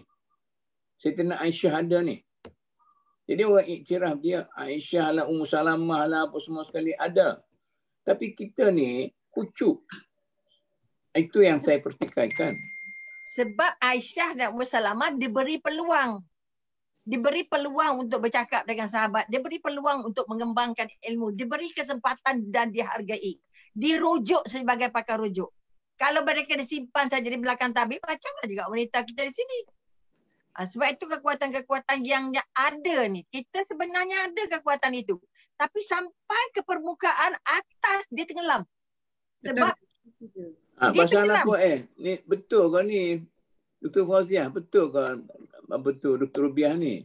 Sampai ke permukaan tenggelam. Akak naik sampai permukaan tenggelam. Tidak ada kekuatan personality untuk menembus kekurangan itu. Sebab itu ada kaitannya dengan pemilihan, ada kaitannya dengan otak, ada kaitannya dengan decision makers. It's not just by your record. It's go by Saya others. nak bagi satu contoh. Misalnya Rafidah Aziz. Nak bagi satu contoh dulu apa ni, kawan kita yang apa tu yang tadi menteri apa tu yang Allah tak ingat nama dah lah, yang menteri yang terlibat dengan lembu apa tu Syarizat. Itu orang kuat-kuat tu. Tak, kalau boleh 10-15 orang macam tu, kerajaan tu separuh dipegang oleh wanita. Kesempatan bertandingnya tak ada. Macam mana? Bukan dilantik saja. Yang memilih yang bertanding untuk jadi menteri, jadi wakil rakyat itu bukan kuasa wanita. Itu tangga terakhirnya. Hebat macam mana pun. Kalau tak boleh saya mencelah ke? Okey, boleh. Saya nak masuk pintu terbuka. Saya rasa banyak kajian dah menunjukkan bahawa wanita ni walau bagaimana hebat pun dia di dalam dia punya arena pekerjaan dia masih lagi berhadapan dengan banyak cabaran. Satu mungkin dalam konteks peluang dia untuk memimpin. Walaupun kita nak katakan wanita tu memang dah dapat tempat ke, tapi rupanya saya mungkin bercakap dalam konteks pengalaman lah Prof. Saya rasa halangan dari dalam konteks kerjaya saya bukan orang perempuan, orang lelaki yang merasa sangat tidak unsecured sangat dengan keupayaan Jadi maknanya macam dan oleh sebab itu minta maaf nak kata Prof, Datuk, kita manusia biasa ada banyak maneuvering juga ada banyaklah juga.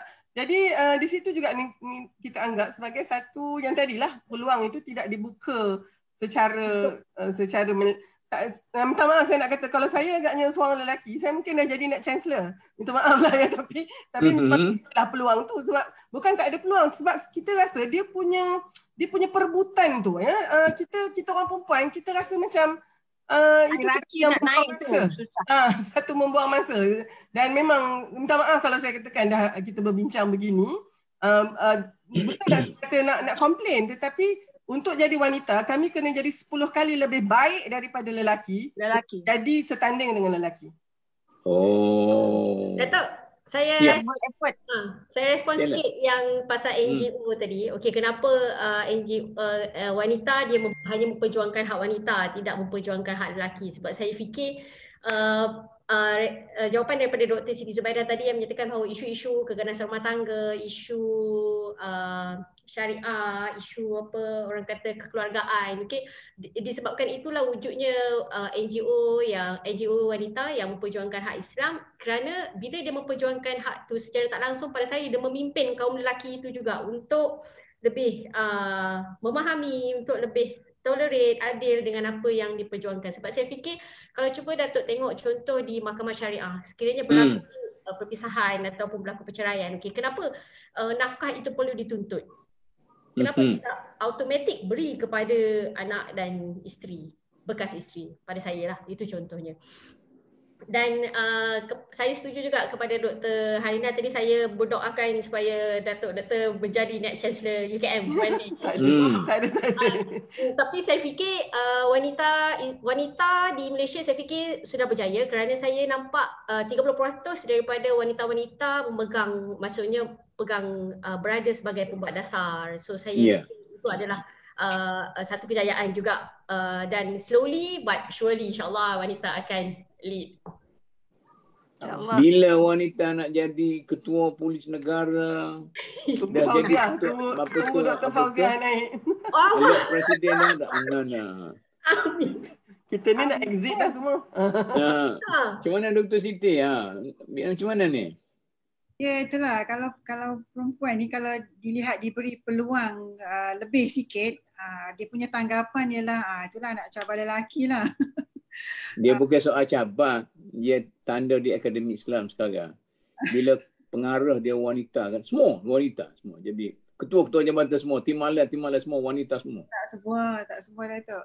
Sebenarnya tak juga, merit ya, kita sistem merit ada, tak adalah gender ya. Kalau perempuan ni sampai boleh berjalan di bulan baru nak lantik jadi pengarah. Oh begitu. Tapi macam Datuk Halina sebut tadilah, kita sentiasa perlu membuktikan double effort, triple effort.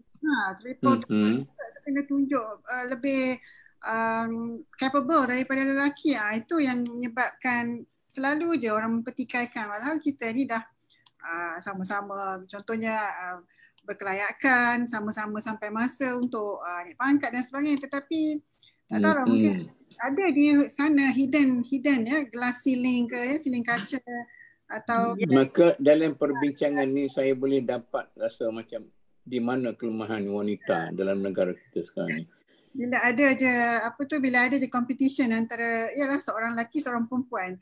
Jadi banyak cenderung tu ke arah lelaki. Tak ada added point yang boleh mengatasi dia dari sudut tu. Jadilah adalah benda-benda yang begitu, Datuk. Jadi orang lelaki pun bukan senang nak naik. Mana saya rasa ada kesan-kesan budaya lama yang masih belum dibersihkan dalam masyarakat kita, di mana kita melihat persoalan lelaki perempuan dalam kacamata yang budaya yang tidak sesuai lagi.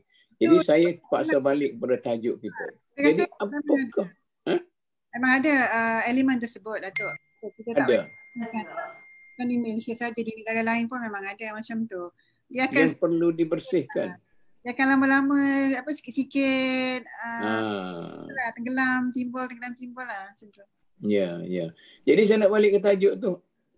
Maka apa sebenarnya yang diperjuangkan oleh wanita dalam negara kita sekarang? Dia asyik-asyik dia berpusing benda tula juga. Tentang bunga, tentang apa itu sajalah. Macam mana ni? Ini conclusion. Cuba kita bercakap tentang apa yang telah berjaya selama ini.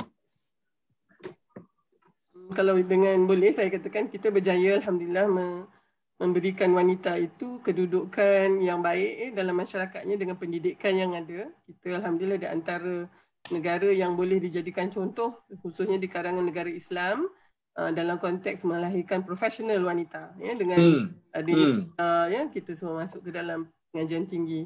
Dan itu bukan satu kejayaan yang sangat penting. Dengan ilmu itu sepatutnya kita boleh mula mengambil tempat, ya, walaupun macam yang Fauzia kata, slowly but surely, tetapi kita memang kena bergerak sederap. Maknanya bukanlah seorang-seorang, ya, secara terpancar-pancar, melalui satu kepimpinan kolektif dan kolaboratif. Maknanya bukan lagi NGO saya saja, ya, NGO lain tidak. Kita mesti menunjukkan begitu. Itu satu yang kita tak boleh nafikan, ya. Dalam konteks nak memberikan ruang dan peluang kepada wanita untuk tampil ke depan, kita mungkin, ya, kita dah nampak, maknanya kalau misalnya yang tak ada political will dia agak sukar, tapi pada saya kita kena membangunkan kekuatan itu, ya, maknanya daripada wanita itu sendiri, melihat kekuatan dia sebagai wanita, sebagai ibu, sebagai, ya, ahli masyarakat dan juga profesional. Dan insya-Allah saya kira masalah-masalah yang macam Dr. Siti katakan itu akan terus berlaku sebab dia akan menimbulkan konflik juga. Jadi pada saya perjuangan, ya, yang harus di sini adalah bagaimana wanita itu, ya, sumbangannya akan diiktiraf, ya, bagaimana bagaimana yang Rasulullah katakan, ya, wanita itu adalah saudara kandung lelaki. Maka kita akan, ya, bekerjasama, ya, untuk membangunkan masyarakat kita, tapi dia kena bermula dari sudut hubungan di dalam rumah tangga. Ya, maknanya kalau misalnya hari ini saya rasa banyak konfliknya itu apabila berlakunya perubahan ini, wanita mula mengambil tempat, tetapi mindset masyarakat masih sama. Maka wanita itu macam mana hebatnya pun dia di luar rumahnya dalam contoh kerjaya, balik ke rumah kena masak juga. Dia kena dah begitu. Patutnya di situ boleh berlaku satu reversal of role. Maknanya kalau kebetulan suaminya mungkin lebih freelancing, dialah yang mungkin yang menjaga anak, dan itu tak sepatutnya menjadi apa-apa masalah. Tapi jangan sampai seorang lelaki pula mengandung. Tidaklah, yang itu saya sebagai pakar sikit pun saya tahulah memang datuk tak boleh mengandung, ya, sebabnya tak ada rahim, ya, tak ada ovari, tak boleh. Jadi kalau insya-Allah kita pula buat masa ni, pada saya wanita Malaysia menunjukkan keseimbangan itu daripada konteks profesionalnya dia berjaya, dan keluarga juga alhamdulillah dia berjaya. So ini sebenarnya role model yang kita kena ketengahkan untuk dunia melihat bagaimana Islam itu, ya, membawa wanita mencapai potensi dia. Pada saya itu yang akan saya perjuangkan, insya-Allah. Okey, nanti saya cuba buat satu andaian lah. Kelemahan yang ada sekarang ini kerana wanita sendiri lebih fokus kepada kewanitaan dan kekeluargaan. Itu dia limit. Boleh ke kita keluar sikit? Saya nak ulang tadi lah. Boleh keluar sikit daripada kepompong itu misalnya? Boleh, Datuk, kalau tak kahwin. Tak juga. Saya tak berapa setuju. Teras wanita itu teras. Itu tugas teras wanita. Fitrah wanita tu. Maknanya kalau terlepas yang itu. Nanti Dr. Rubiah, kata-kata itu sudah jadi tugas asal wanita memasak di dapur. Tapi kita tengok dalam masyarakat yang maju, dia sama-sama ke atas ke bawah, kiri kanan, lelaki dan lelaki perempuan. Dia yang mungkin dalam budaya kita pelik kalau tengok suaminya buat kopi, buat keluar. Budaya baru inilah yang cendekiawan wanita-wanita ni nak asuh pada anak-anak. Supaya kalau ayahnya jadi tuan, anaknya jadi sama-sama. Kalau kita tak dapat ubah yang atas, kita nak ubah dalam keluarga supaya dia merebak dalam masyarakat. Jadi kami masih merasa kehadiran kami dalam masyarakat sangat penting. Kerana kita membuka balik, menjaga apa kita kata grassroots ini yang sangat penting. Kalau keluarganya berkecai, dia jadi bintang apa pun kat luar tak jadi apa. Sebab itu sekali lagi tak boleh tanggalkan wanita dengan pendidikan anak-anak, wanita dengan rumah tangga. Kerana tidak akan cantiknya wanita yang meloncat sampai ke pentas mana pun, tetapi kehidupannya terbagai, itu tidak ada maknanya lagi pada kejayaan seorang wanita. Jadi kalau boleh katalah, kalau Datuk kata nak buka ruang mencapai hak-hak lain, kita boleh masukkan dia sebagai sebahagian daripada agenda. Tapi bukan sebagai sebahagian daripada mainstream of the agenda. Maknanya kita boleh bercakap tentang lelaki, kita boleh bercakap tentang kepimpinan, tetapi sejauh mana dia dianggap selevel dengan lelaki, berapa ramai lelaki nak dengar. Kalau wanita bercakap pasal lelaki, berapa orang? Sama juga kalau wanita bercakap tentang wanita, berapa orang lelaki nak dengar.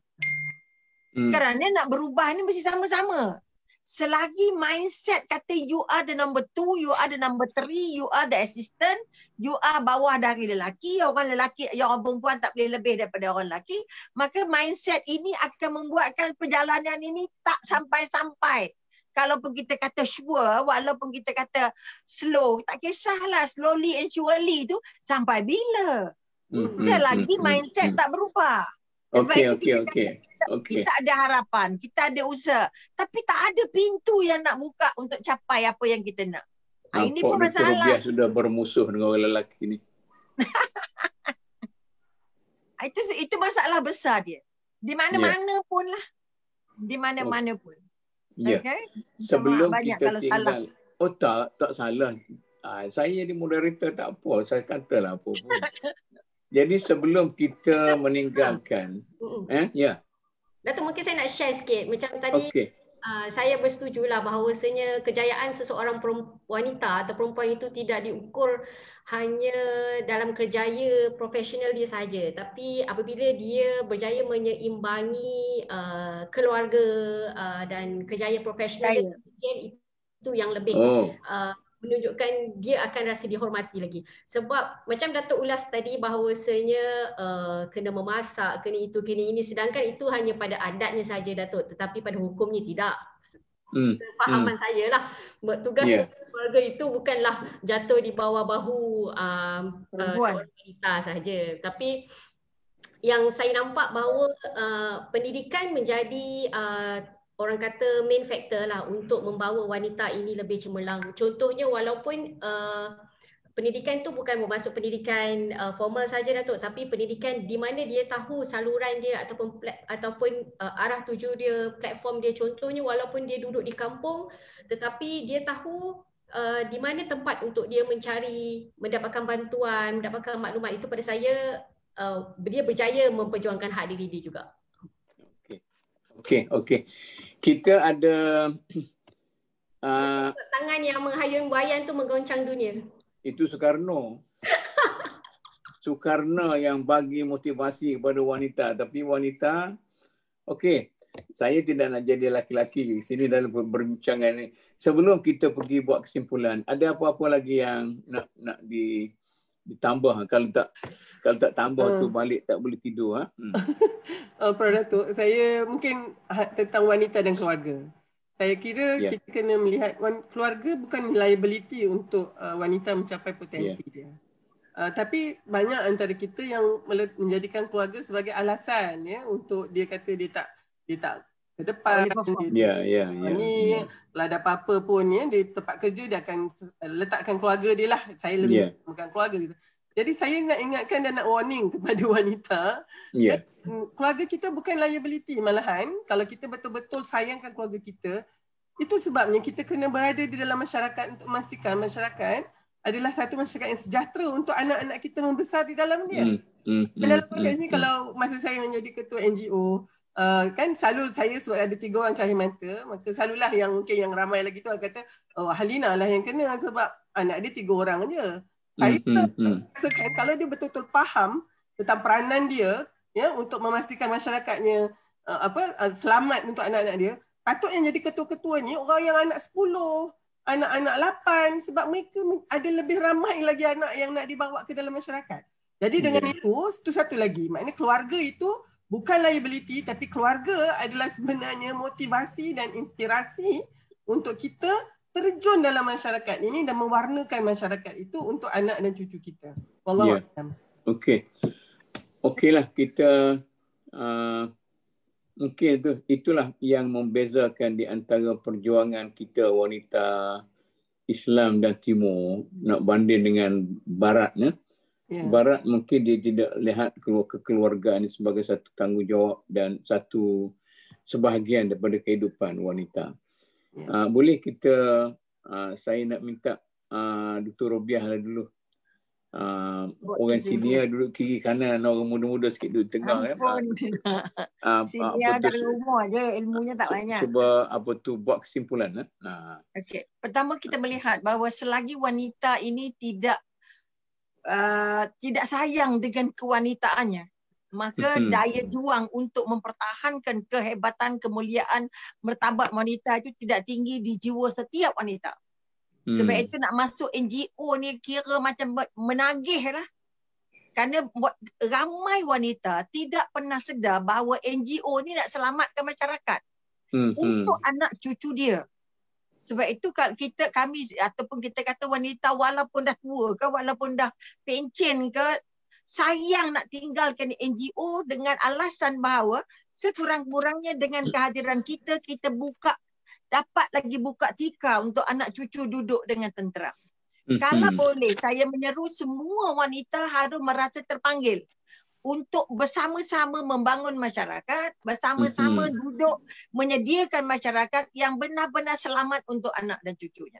Kalau ini jadi impian setiap wanita, maka insya-Allah NGO ke bukan NGO ke, dalam kerajaan ke luar kerajaan kan, kita akan berjalan di lantai yang sama menyediakan satu hari esok yang benar-benar bahagia untuk anak kita, untuk agamanya, untuk kehidupannya dunia dan akhirat, insya-Allah. Terima kasih banyak, maaf lebih kurang. Ya, terima kasih banyaklah. Okey. Dr. Fauzia, cuba simpulkan. Okey, insya-Allah. Datuk, sekali banyak. Okey, sebelum tu saya ucapkan terima kasih jugalah sekali lagi atas undangan ni, dan minta maaf kalau ada terlebih terkurang kepada semua penonton live di Datuk. Okey. Jangan minta maaf banyak sangat. Sedikit kesimpulan saya fikir wanita tak perlu lagi untuk bersedih, okey, kena bangun, kena macam tadi Dr. Rubiah kata, kita kena bersatu dan kita kena tahu hak kita. Itu yang paling penting. Bila kita tahu hak kita, dan kita kena cari juga platform ataupun saluran mana kita nak pergi untuk suarakan hak kita tu. So supaya kita tidak lagi ditindas dan kita boleh hidup sendiri, bukan hidup sendirilah, maksudnya kita boleh survive lah dalam masyarakat yang tak pasti ini. Okey. Dan saya fikir maksudnya mungkin grup ni boleh wujudkan satu lagi NGO yang baru wanita. Mungkin kita adalah payung dia. Okey. Jangan pecah-pecahkan grup. Okey, tapi Datuk, tapi mungkin saya harapkan wanita-wanita ataupun pertubuhan NGO wanita yang lain, wanita Islam yang ada sekarang ni bersifat realistik, iaitu praktikal. Dan praktikal untuk mencapai misi dan visi untuk menzahirkan apa yang sepatutnya diberikan kepada wanita. Dan mungkin kita boleh wujudkan Abid Liu versi perempuan, versi wanita. Mungkin. Tapi pasal apa nak tunggu Abid Liu? Wanita lebih kuat daripada itu lagi.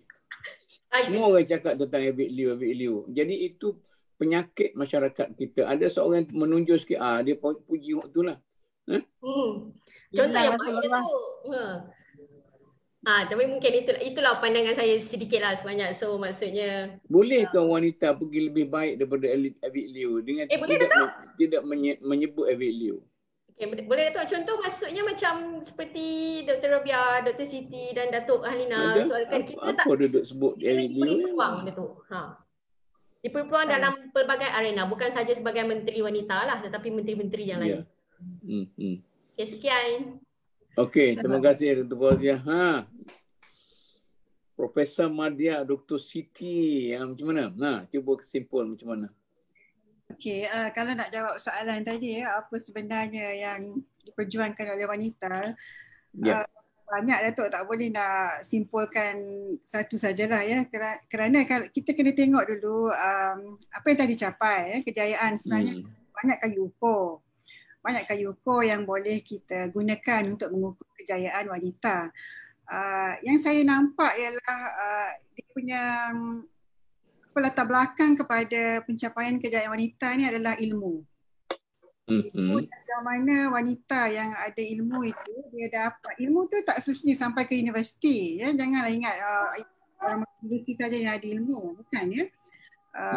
Itu juga adalah ilmu ya. Orang yang sudah mature dalam masyarakat dengan perjuangan wanita, dengan perjuangan golongan-golongan marhain juga adalah orang yang berilmu. Jadi dengan ilmu yang ada itulah mereka diharapkan oleh anggota masyarakat, baik lelaki, perempuan, kanak-kanak, OKU dan sebagainya, untuk menunjukkan kapasiti yang ada tu dan sumbang balik ya, sebagai return lah kepada masyarakat. Kita kata tanpa gender, capacity building dalam masyarakat itu yang diperlukan ya. Dan kalau Datuk nak kata nak keluarkan elemen kekeluargaan daripada perjuangan wanita itu susah, tak dapat Datuk ya. Saya pun kalau nak berjuang dalam, bukanlah nak berjuang, nak aktif dalam itu pun saya tak akan rumah kita tak terurus terlebih dahulu ya kan. Umur madrasatun, nak settlekan rumah dulu before kita nak champion di luar dan sebagainya. Jadi itu dah jadi orang kata naturally inborn trait di dalam setiap wanita yang ada keluarga. Okey. Tapi itu tidak bermakna kita tidak boleh memainkan peranan yang tidak berasaskan kepada gender. Ya? Bukanlah mesti duduk dalam portfolio wanita saja, mesti boleh dalam ini dan sebagainya. Di Universiti Melaya ni TNC Akademik pun wanita, TNC Research pun wanita. Ya? Dan dulu kita ada Timbalan Perdana Menteri wanita kan. Jadi itu semua adalah tidak berasaskan gender. Banyaklah kejayaan yang telah dicapai. Jadi yang kita perjuangkan, yang mungkin kita cuba untuk betulkan, namun ia menjadi highlight kepada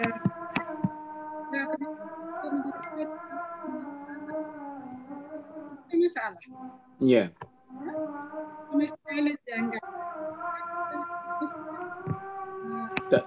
marriage dianggap isu adat, bukan isu penindasan. Banyak kita nak buatkan komunitas dan kemerdekaan gerakan wanita tu mesti di institutionalize. Kalau Datuk kata nak wujudkan payung, kalau gagal daripada atas, kita kena buat payung daripada bawah. Ya, okey. Kita mengharapkan payung daripada atas kerana tak tahu kita, tapi payung mesti wujud daripada bawah. Gabung secara organik organik maknanya tumbuh secara naturally berdasarkan action yang ada. Tak payah nak memikirkan birokrasi ni ya, tapi kita mestilah mencari satu agenda saja dalam banyak-banyak tu tanpa mengorbankan visi objektif masing-masing ya. Tak ada siapa nak campur tangan dengan how we manage our organisation. Kita boleh dengan saja kita boleh terima kasih semua. Okey. Terima kasih. Dr. Fauziah tak simpul lagi nah. Dr. Fauziah. Dia dah Datuk. Datuk. Okey. Saya rasa saya nak menarik perhatian kepada yang silent majority tadi ni. Kita mungkin kena banyakkan lagi usaha advokasi untuk menarik orang kata pembabitan majoriti yang senyap ini dalam konteks melihat kepada penindasan yang memang berlaku realitinya dan juga dalam masa yang sama memastikan peluang untuk wanita memberikan sumbangan dalam potensi dia tu ya. Itu belum lagi guna atasan yang berkuasa tadi tu. Untuk saya sendiri Prof, Datuk, saya berazamlah ya dengan ada masa yang tersisa ini akan cuba tumpukan perhatian kepada yang di atas tu. Mungkin sementara tu usaha untuk membela nasib orang yang tertindas ini mesti diteruskan. Tapi tanggungjawab saya sekarang adalah untuk tadilah ya memberikan lebih banyak fokus kepada meminta masyarakat mengubah persepsi dia dan juga perlahan-lahan ya, maknanya wanita dan lelaki juga tu. Maknanya kepimpinan sekarang bukan hanya untuk wanita saja atau lelaki saja, kedua-duanya. Dan kita akan berusahalah mana yang boleh. Nanti bila di depan Allah dalam urusan penghakiman kita nanti fardan-fardan seorang-seorang, saya harap saya akan dapat diterima oleh Allah SWT memberikan apa yang saya boleh dalam konteks apa yang terdaya. Tapi insya-Allah saya yakin semua yang ini adalah untuk memberi kita peluang ya sebenarnya Prof Datuk untuk menambahkan amal dan menambahkan hasanah dunia wal akhirah. Allahu a'lam. Ya. Okey, saya mengucapkan terima kasih kepada semua ahli panel kita yang begitu bersungguh-sungguh membincang dan saya juga meminta maaf kalau saya banyak memprovokasi ataupun apa semua sekali, supaya kita boleh berbincang dengan lebih kuat. Dan saya rasa satu kesimpulan saya pun boleh menerima saja. Maknanya kalau dikaitkan perjuangan wanita itu dengan keluarga dan wanita itu sendiri, mungkin suatu asas yang bagi wanita sendiri satu keselesaan untuk mereka. Jadi nak keluar daripada ruang keluarga itu suatu benda yang tidak dianggap sebagai normal dalam masyarakat kita. Jadi kalau untuk memperjuangkan sesuatu yang lebih, nak jadi menyaingi laki-laki dalam bidang-bidang yang lain itu, maka kena ada ekstra kekuatan. Jadi saya mengambil peluang untuk menyatakan terima kasih sekali lagi kepada ahli panel yang hampir 2 jam kita berbicara di sini tanpa letih dan sebagainya, dan terima kasih juga kepada para penonton kerana sabar mengikuti perbincangan kita, dan insya-Allah kita punya rating bertambah dari masa ke semasa, dan insya-Allah kita akan cuba membawa kalau tidak kecil pun satu arus kecil dalam cara berfikir masyarakat kita. Tujuan kita ialah untuk merubah sedikit sebanyak pandangan umum masyarakat kita ke arah yang lebih baik. Sekian saja, saya sudahi dengan wabillahi taufiq. Wassalamualaikum warahmatullahi wabarakatuh.